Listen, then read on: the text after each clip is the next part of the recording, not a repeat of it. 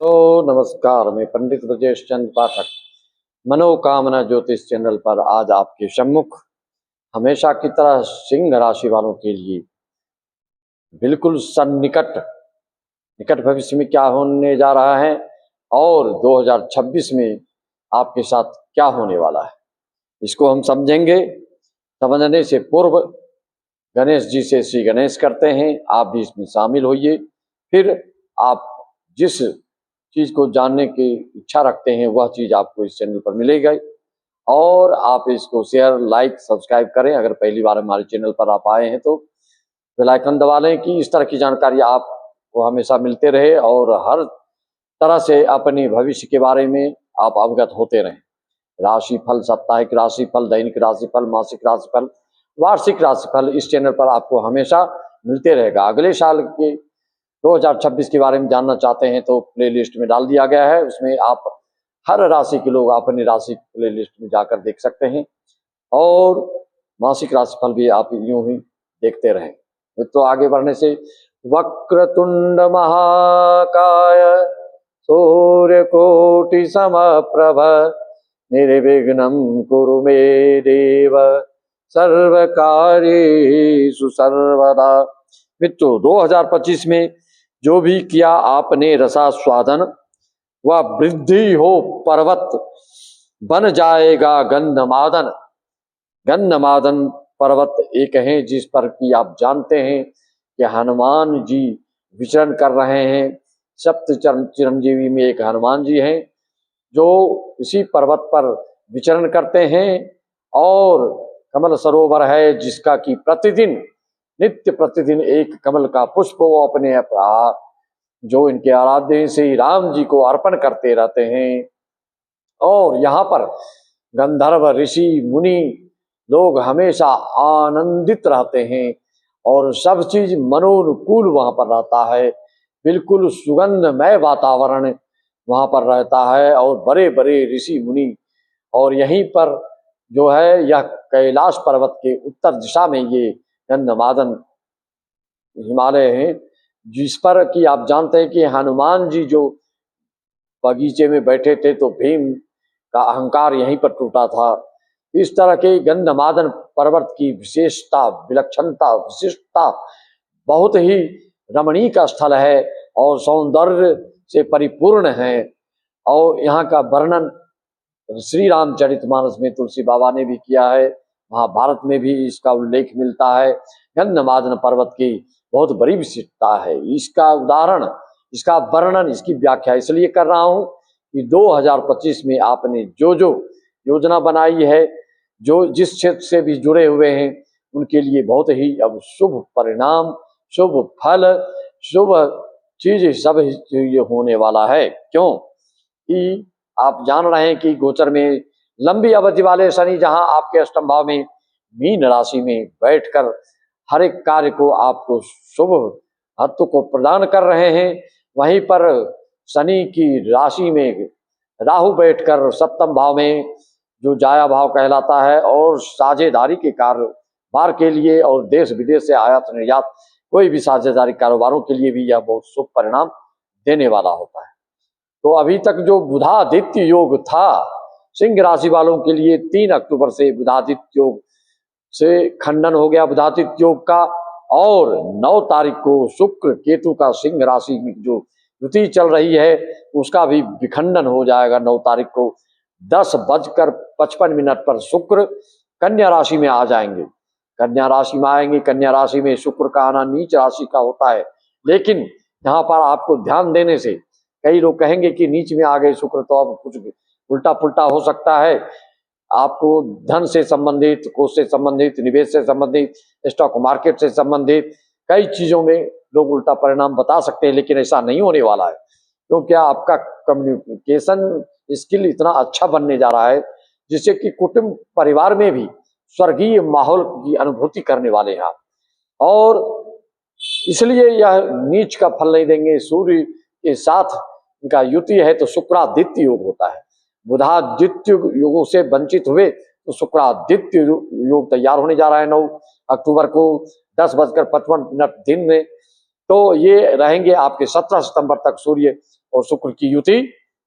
उसके बाद फिर सूर्य आगे बढ़ेंगे तो फिर पुनः बुधादित्य होगा आपके पराक्रम भाव में, जो मीडिया क्षेत्र में है, जो संचार विभाग में है, जो देश विदेश से आयात निर्यात संबंधित काम करते हैं, या जो यात्रा जनित कार्यों में इन्वॉल्व हैं, और जो खास करके केस मुकदमा में भी जो पीड़ित थे और रुकावट आ रही थी, उन सब चीजों का मार्ग बिल्कुल प्रशस्त होने वाला है।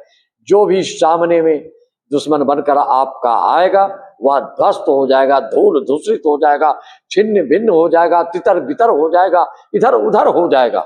इस बुधादित्य योग का पराक्रम भाव में यह तो दुश्मनों के लिए है, और रचनात्मक कार्य के लिए आप में अगर मौलिकता है तो आप अपने कम्युनिकेशन स्किल से, अपने पराक्रम से, यात्रा जनित कार्यों में जो इन्वॉल्व है ऐसे लोगों के लिए, खास करके मीडिया क्षेत्र वालों के लिए भी बहुत अच्छा रहेगा। सिंह राशि वाले जो कला से जुड़े हुए हैं, संगीत कला से जुड़े हुए हैं, या बॉलीवुड क्षेत्र से जुड़े हुए हों, या जो कोई बड़े खिलाड़ी हैं देश स्तर के, ऐसे लोगों के लिए भी बहुत शुभ परिणाम देने जा रहा है। वहीं पर मंगल आगे चल करके आपके चतुर्थ भाव जाएंगे तो यह एक रोचक योग बनेगा, जो कि वाहन, भवन, बंगला, मकान आदि चीजों से परिपूर्णता आपकी मनोकामना के अनुसार फल देने वाले हैं। माता से लाभ भी मिलेगा, भूमि से लाभ मिलेगा माता के द्वारा। लेकिन माता जी के स्वास्थ्य पर अगर मंगल पीड़ित है तो भाई से आपको थोड़ा सा ध्यान देना पड़ेगा। जिनके लिए नकारात्मकता वाली बात है तो उनको भाई से विरोधाभास स्थितियां निर्मित हो सकती हैं, और माता के स्वास्थ्य के लिए दिक्कत हो सकती है अगर माता आपकी बुजुर्ग हैं। मित्रों, इस तरह से आप देख रहे हैं कि शुक्रादित्य और बुधादित्य योग में क्या फर्क है। बुधादित्य योग जहां आपकी पदोन्नति करवाता है, आपकी कम्युनिकेशन स्किल को बढ़ाता है, आपकी वाणी में मिठास लाता है, आपकी मौलिकता में, आपकी विचारधारा में रचनात्मकता को बढ़ाता है। वहीं पर शुक्रादित्य योग जो 9 अक्टूबर से बनने जा रहे हैं, मात्र 9 दिन के लिए ही, 9 दिन में ही ये अपना चमत्कार दिखाएंगे आपको। शुक्रादित्य योग से कैश लाभ विशेष रूप से होता है, और स्त्री जनित कार्यों से, श्रृंगारिक चीजों से, सौंदर्य प्रसाधन से, संसाधन से आपको ज्यादा से ज्यादा यह लाभ पहुंचाएंगे।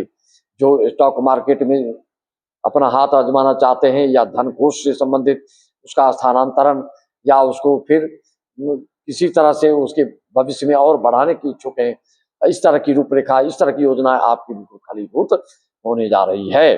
मित्रों, शुक्र केतु का विखंडन और धन कोष और पारिवारिक दृष्टिकोण से होगा शुक्र का अभिनंदन, और नए साल में नया सवेरा होके रहेगा। अब सब कुछ तेरा, पिछले जन्म के पुण्य प्रताप से बनेगा सिर पर ताज का सेहरा। गुरु जो पंचम भाव पर दृष्टि डाल रहे हैं, तो पंचम भाव आप पूर्व जन्म के पुण्य के प्रताप के बल बदौलत आप बहुत कुछ रचनात्मक मौलिकात्मक कार्य कर चुके हैं। उसका फल लेने के लिए, उसका रसास्वादन करने के लिए आप तैयार हो जाएं। जगह जगह संकट अब नहीं बचेगा तेरा, जगह जगह पर प्रभु का रहेगा पहरा। इस तरह से गंधमादन योग मैंने इसलिए बताया कि बिल्कुल स्वर्गीय स्थिति, स्वर्गीय जो आनंद है, परमानंद की अनुभूति आपको मिलने जा रहा है। आपके अपने जीवन काल के जो संग्रह था, वो चाहे कविता की बात हो, चाहे सांगीतिक रचनात्मकता की बात हो, चाहे साहित्य की बात हो, चाहे बहुत ही बड़े राजनीतिक क्षेत्र से संबंधित जुड़े हुए लोगों की बात हो, हर तरह के लिए लाभ ही लाभ, शुभ ही शुभ, अच्छा ही अच्छा होने वाला है। आप अपनी कुंडली की विश्लेषण करवाना चाहते हैं, हमारे देश विदेश और भारतवर्ष के जितने यजमान हैं उनके लिए ऑनलाइन जो पूजा हमेशा करवाते हैं, जो भागवत आदि की चर्चा करते रहते हैं और भागवत की जो योजना बना रहे हैं, भागवत कराने की प्रक्रिया यही होती है कि 6 महीना 8 महीना पहले से इसका संकल्प ले लिया जाता है। जब संकल्प आप ले लेते हैं, उसी दिन से वह संकल्प जो है फलीभूत होने लगता है आपकी कुंडली में। चाहे काल सर्प दोष हो, या गुरु चंडाल दोष हो, या विषकुंभ दोष हो, या कोई काल सर्प दोष, विषाक्त काल सर्प दोष हो, विस्तर काल सर्प दोष हो, तक्षक काल सर्प दोष हो, कर्कोटक काल सर्प दोष हो, वासुकी काल सर्प दोष हो, कुलिक काल सर्प दोष, अनेक काल सर्प दोषों को दूर करने में सिर्फ गया पिंड डालने से कुछ नहीं होता है। धुंधली धुनकारी की कथा आप सुन चुके हैं। गया में पिंड धार्मिक लोग के लिए है, जो थोड़ा बहुत पाप है तो उससे मुक्ति पा सकते हैं। इस घोर कलयुग में गया में पिंड डालने के बावजूद भी प्रेत योनि से लोग मुक्ति नहीं पाते हैं। इसी के लिए इस तरह के भागवत की रचना व्यास जी ने की है, जिससे भागवत के श्रवण मात्र से सप्ताह ज्ञान यज्ञ को अगर आप श्रवण करते हैं तो सिर्फ आप ही नहीं, आपके पितृ भी, आप भी, आपके कुटुंब परिवार के भी कई पीढ़ियों को तारने की उसमें शक्ति है। और शुभम शीघ्रस्य, शुभ चीज को जल्दी से जल्दी करना चाहिए, उसकी रूपरेखा बनानी चाहिए।